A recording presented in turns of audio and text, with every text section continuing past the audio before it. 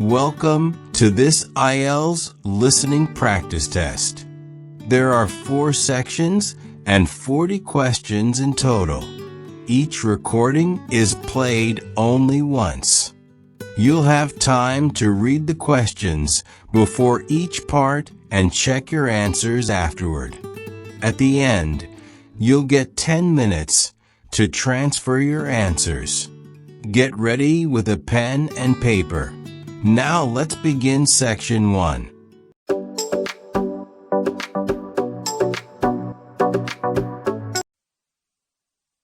Section 1. You will hear a conversation between a customer and a booking officer at a theatre. First, you have some time to look at questions 1 to 4 on page 2.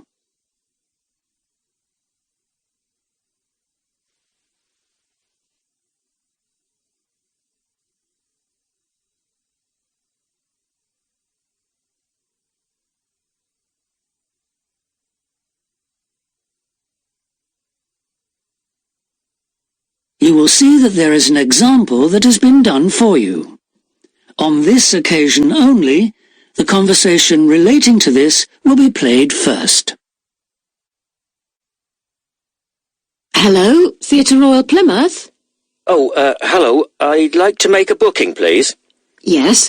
What is it you want to see? The Imposter. Right. The man wants to see the imposter, so imposter has been written in the space. Now we shall begin. You should answer the questions as you listen, because you will not hear the recording a second time. Listen carefully and answer questions 1 to 4. Hello, Theatre Royal Plymouth? Hello. I'd like to make a booking, please. Yes. What is it you want to see? The Imposter. Right. And which day did you want to come? Friday the 25th. Just a moment and I'll check availability on the computer. Oh, sorry, we're fully booked for that performance. Oh dear. What about the following day then? The 26th? Yes, that's okay. We've got 2 performances on that day, one at 3:30 and one at 7. Which would you prefer? Oh, the later one, please. How many people? Well, there are 4 of us. Are there any concessions? Any children? Oh, I'm not sure. My daughters are 15 and 12. Do they get concessions? Only the 12-year-old, I'm afraid. So that's 1 child and 3 adults. Any idea where you'd like to sit? Stalls or circle? Tickets for the stalls are a bit more expensive. £12 for adults and £8.50 for children. The circle costs £10.50 and £6.50. Do you get a good view from the circle? Oh, yes. And in fact, we've got some seats left at the front, if you'd like those. Right. We'll go for those then. Right, that's seats A21 to 24 then. They're very good seats. That sounds fine. So let's see, that comes to £38 altogether for the tickets. How do you want to collect them? Shall I put them in the post? They'd be sent today by first-class mail, and there'd be an additional charge of £1 to cover postage and administration. Or do you want to get them from the box office yourself? Oh, yes. Could you send them, please? No problem. That'll be £39 altogether. Before you hear the rest of the conversation, you have some time to look at questions 5 to 10 on page 2.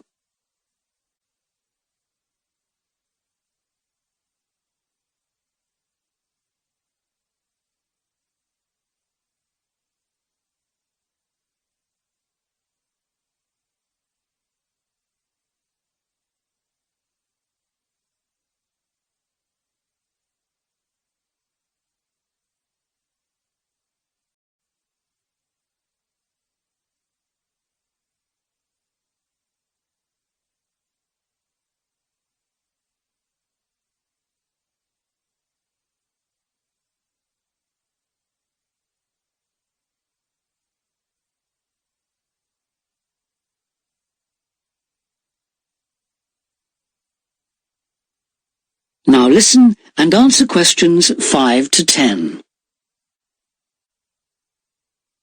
Could I just take your card details? What kind of card is it? Visa?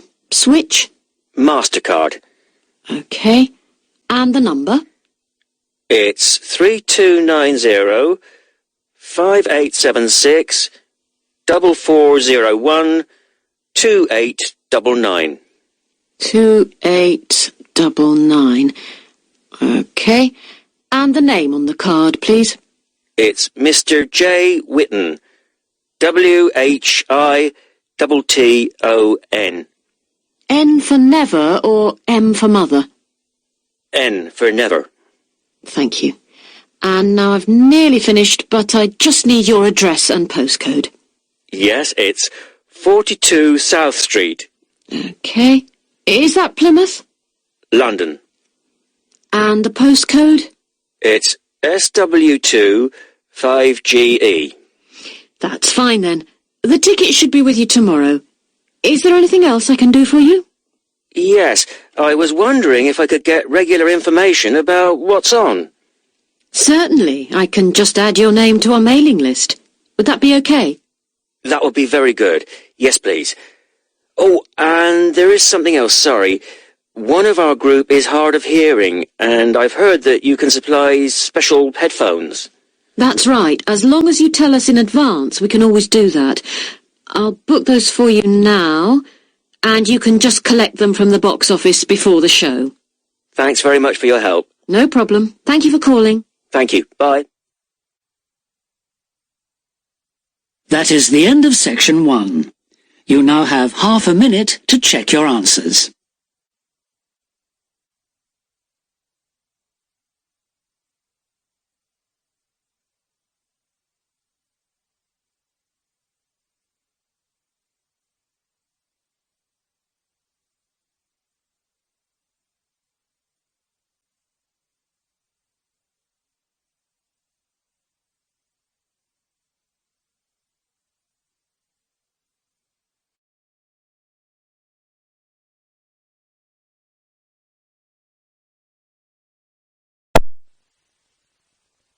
Section 2. You will hear the organizer of a rock festival talking to the exhibitors and performers at a planning meeting. First, you have some time to look at questions 11 to 17 on page 3.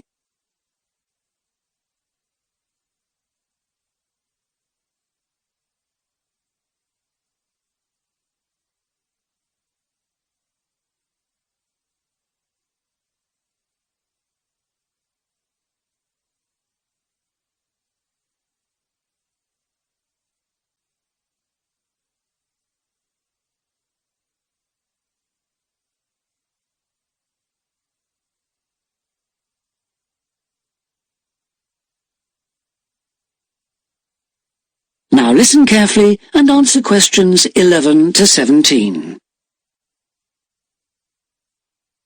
Good evening, everyone. I'm glad you could all make this planning meeting for what promises to be the biggest and most colourful free rock festival ever held in the South East. So whether you're a performer, a craft exhibitor or an artist, we all extend a big welcome to you. Could we turn first to the plan so I can familiarise you with the layout of the site, which, as you know, is an old football stadium. We're really lucky to have so much space this year.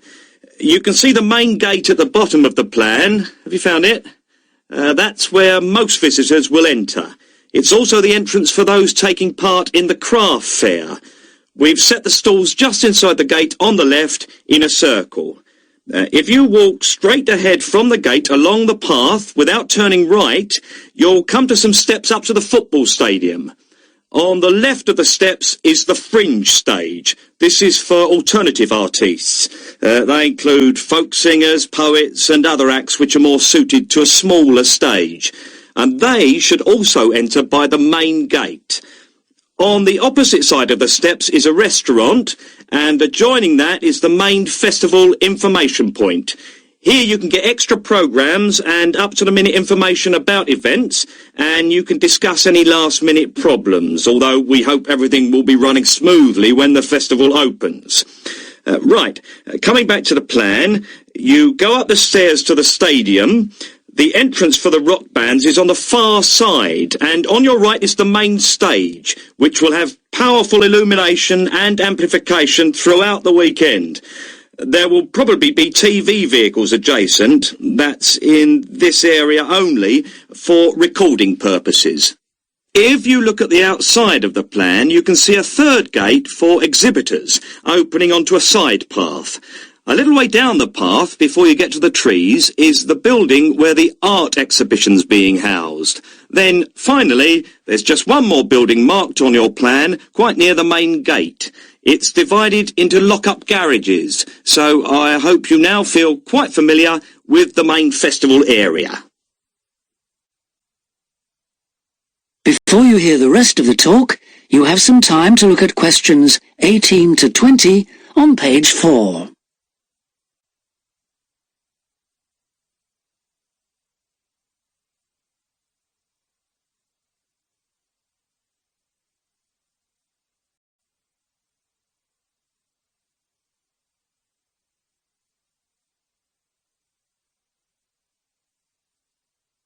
Now listen and answer questions 18 to 20.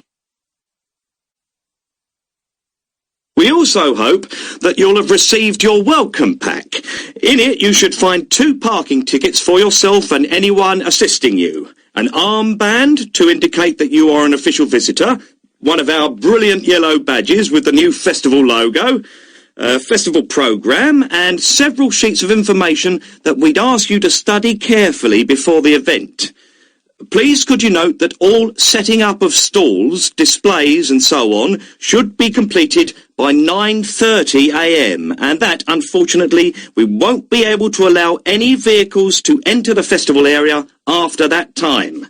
Yeah, it's a big site, but even a few vehicles parked in the wrong place can block the paths.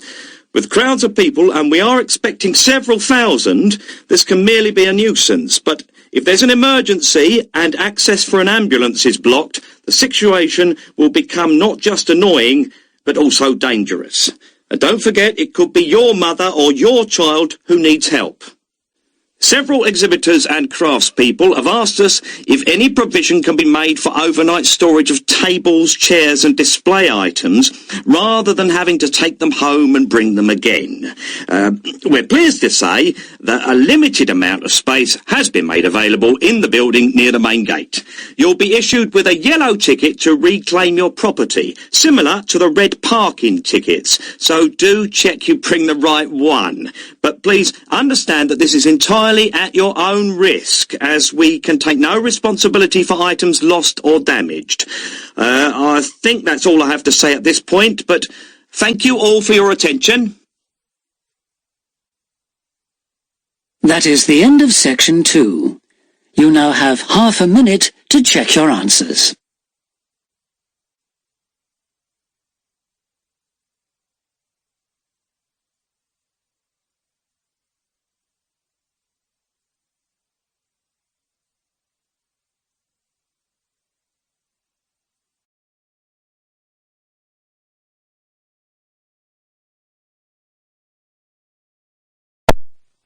Section 3. You will hear a discussion between a business student called Marco and his personal tutor about the courses that Marco should take. First, you have some time to look at questions 21 to 23 on page 5.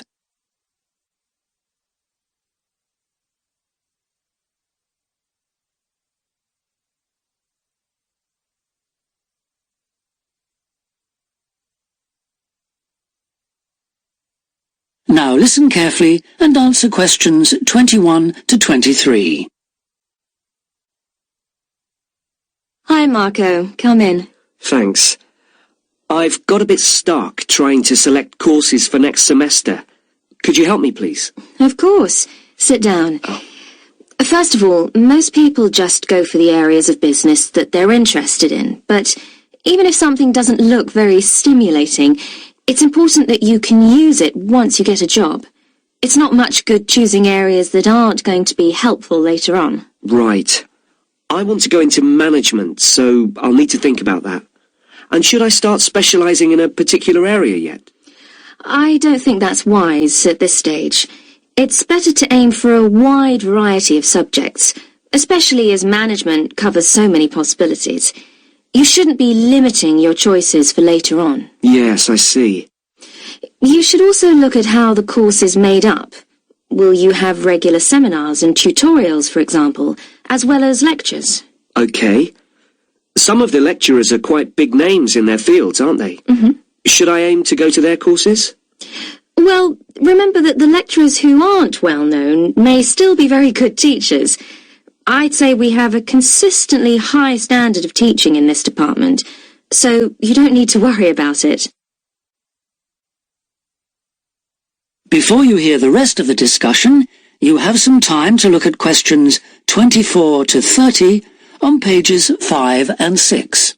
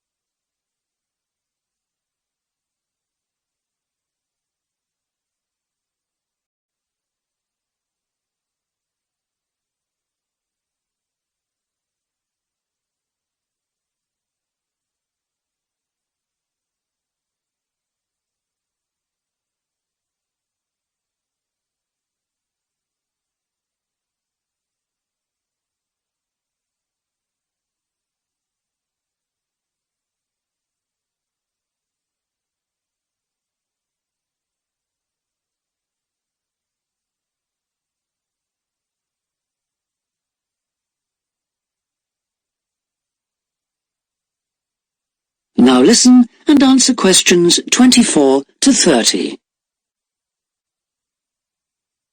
Good. Well, that's a great help. Now, last time we met, you mentioned doing team management, didn't you? That's right. I'm still quite keen on the idea. The trouble is that because of changes in the content of various courses, team management overlaps with the Introduction to Management course you took in your first year. So what you learned from it would be too little for the amount of time you'd have to spend on it. I'll drop that idea then. Have you had a chance to look at the outline I wrote for my finance dissertation? I left it in your pigeonhole last week. Yes. Why exactly do you want to write a dissertation instead of taking the finance modules? It'll be pretty demanding. Well, I'm quite prepared to do the extra work because I'm keen to investigate something in depth, instead of just skating across the surface. I realise that a broader knowledge base may be more useful to my career, but I'm really keen to do this. Right.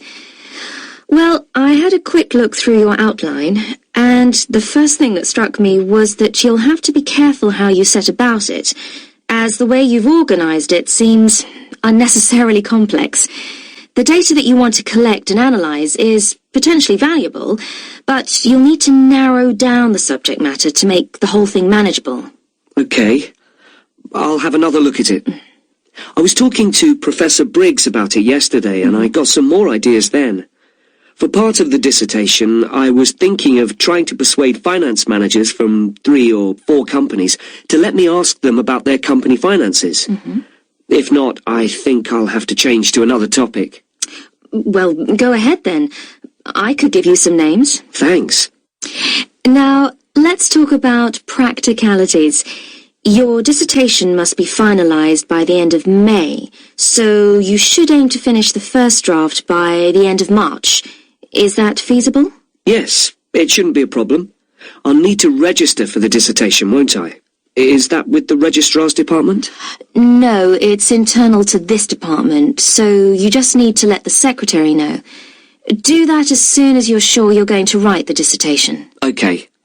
Then, to analyse your statistics, you're going to need some suitable software. If I were you, I'd drop into the computer office and ask them for a copy. Right. So, if I revise my outline, can I... That is the end of section 3. You now have half a minute to check your answers.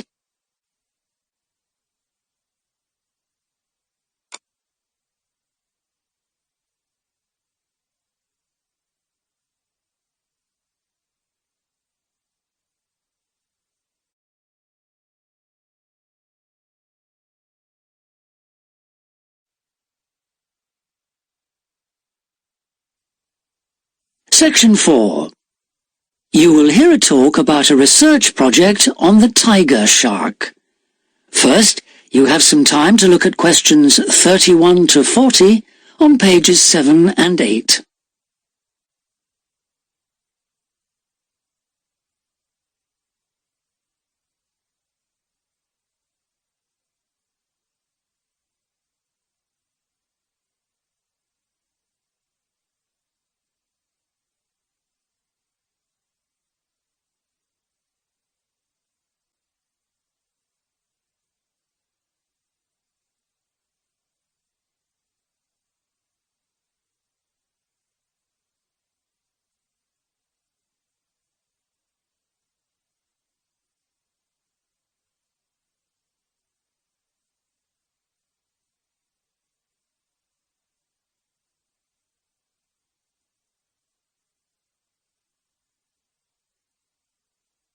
Now listen carefully and answer questions 31 to 40.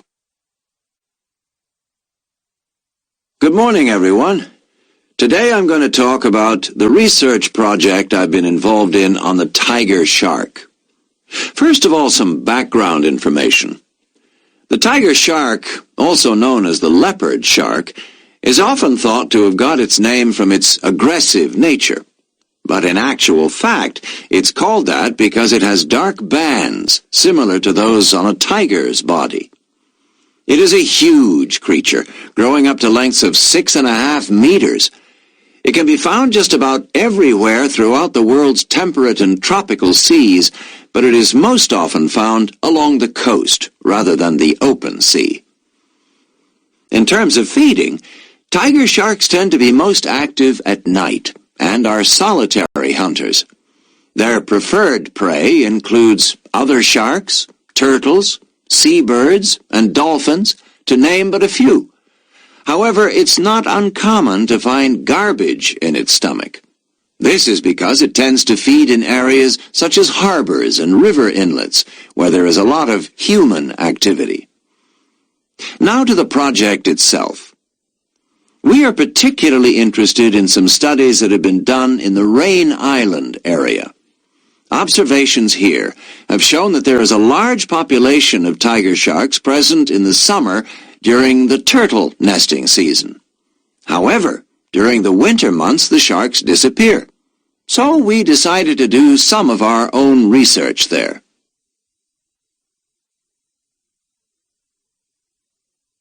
The first step was to tag a number of sharks so that we could follow their movements. To do this, we first needed to catch the sharks. Early in the morning, we baited lines with large bits of fish and set them in place. These lines were then checked every 3 or 4 hours. If no sharks were caught, the baits were replaced. Once a shark had been caught on one of the baited hooks, it was pulled in close to the boat and secured so that we could carry out a number of brief activities to aid our research. This usually took no more than about 10 minutes and was carried out as carefully as possible to minimize any stress to the shark. Each of the tiger sharks that we caught was measured and fitted with an identification tag, and also a small amount of tissue was taken for genetic studies. For some larger sharks over 3 meters long, we also inserted into the belly a special acoustic tag capable of sending satellite signals, while on other large sharks we attached a camera to the dorsal fin to enable us to study the behavior and habitat use of the sharks. After this, the shark was released, and we were able to follow its movements. So what was the purpose of all this tagging? Well, while we were already familiar with some aspects of the tiger shark's behavior and food sources, What we hoped to do in this project was to see exactly what factors affected the migration patterns of tiger sharks and whether it was, in fact, food, weather, and reproductive needs. These are some of our findings. On February 21st, a large female shark, whom we named Natalie, was attracted to our research boat at the northern tip of Rain Island and fitted with one of the satellite tags I've just mentioned.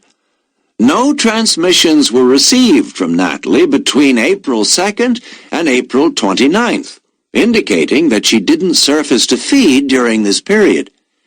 The area in which she was last reported is very shallow, suggesting that she may have changed her feeding preferences during this period to focus on prey found on the sea floor. We also made a number of other discoveries, thanks to the various transmitters we used. It seems that tiger sharks move back and forth between the ocean floor and the surface quite often. This may help the sharks conserve energy while they swim, but it probably also helps them hunt, since this movement back and forth maximizes its chances of not being detected by its prey until the last minute. So far, our findings have not been conclusive. However, we have gained some very interesting insights into the behavior of tiger sharks and are now hoping to develop our research further. That is the end of section 4. You now have half a minute to check your answers.